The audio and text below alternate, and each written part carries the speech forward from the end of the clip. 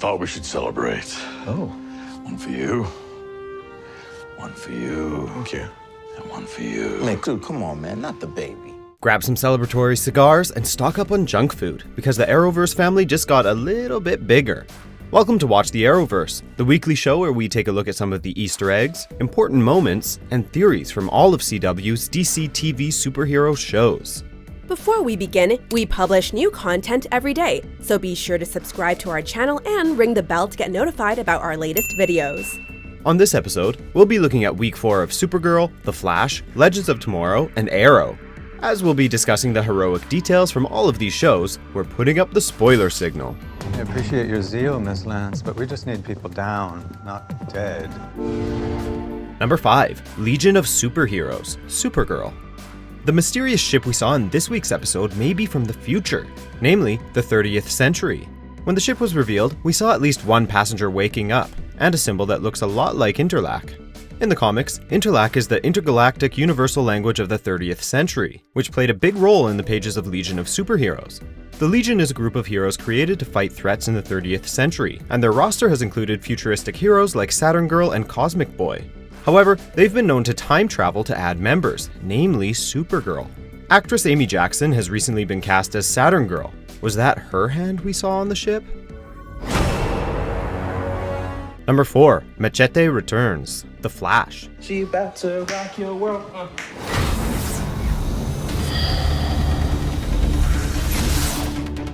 You're a dead man. Some dads are a little more protective than others.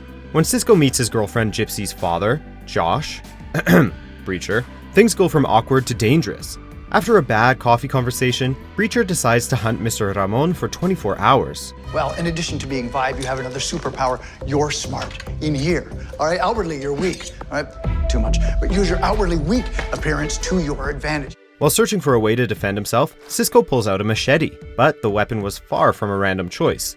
Breacher is played by Danny Trejo, who starred in the comically ultraviolent Machete, and its ridiculous sequel, Machete Kills, as the lead character, Machete. This is Machete. Okay, so the machete isn't exactly a subtle shout-out, but it's still a hilarious Easter egg. Had some stumbles along the way, but we pulled it together and we made it home. I hate you. Wow, really thought that one would work. Number 3, an 80s love letter, Legends of Tomorrow. See, now this is a time machine. This week's trip to the 80s brought nostalgia and a ton of movie references.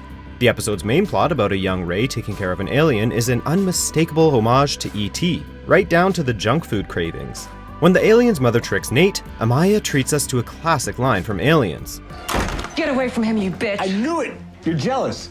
Speaking of Nate, an earlier scene shows him in a tracksuit admiring a DeLorean. The car and the outfit are a near identical match to the time travel classic Back to the Future. With the episode so jam-packed with 80s callbacks, we wouldn't be surprised to find even more references in future viewings. Number 2, a 2-for-1 hero, The Flash. Do I get a cool superhero name? What do you think about Plastic Man? I think that's the dumbest name I've ever heard of. Yeah, Cisco comes up with the names. So. Yeah, it's better that way. The live-action Ralph Dibney is based on not one, but 2 stretchy heroes.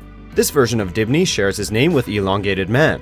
Elongated Man is known for his great detective skills, stretching powers, and ability to smell a mystery. Although the Dibney we meet is a detective with elastic powers, his personality seems closer to Plastic Man. Plastic Man was a thief named Patrick O'Brien. He gained rubbery abilities during a botched robbery at a chemical plant. Despite being a definite creep, Plastic Man managed to become an important member of the Justice League. It's unclear which alias this new Dibney will take, but we think he's flexible enough to be either hero. I smell a mystery. Here are some of the best lines from this week's episodes. I mean, my kid fell asleep on my couch in the office. It's not great. She fell asleep watching her mom work hard. She may not understand the ins and outs, but she knows it's important, and you're the only one who can fix it. That is how you raise a girl to be a badass. Dude, are you kidding me? You're the Flash? Everyone else gets struck by lightning and dies, and you get superpowers? Yeah, that's right. Your sister's a speedster? I'm not crying. I just have alien goo in my eye. Yeah, me too. Now I'm gonna go brush my teeth forever. Oh, maybe doing this solo wasn't such a good idea. Good thing you're not alone. Oliver? Well, technically, if I'm in this chair, that makes me Overwatch. Number 1, Team Arrow vs. the Joker. Kind of. Arrow. I'm Caden James. Very nice to finally make your acquaintance. The shadowy man who saved Black Siren's life was revealed to be the dangerous hacker Caden James. His eerie common intelligence is perfectly portrayed by Michael Emerson. You probably recognize the actor from Lost, but may have missed his previous role. In the early 2010s, Emerson voiced the Joker in Batman: The Dark Knight Returns, Parts 1 and 2. That's why I'm gonna kill everyone in this room. His take on an older version of the Clown Prince of Crime was unsettling, menacing, and terrifying.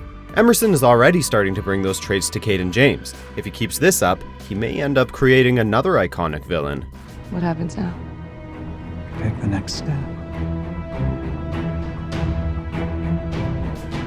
Do you agree with our picks? Check out these other great clips from Ms. Mojo and subscribe for new videos every day.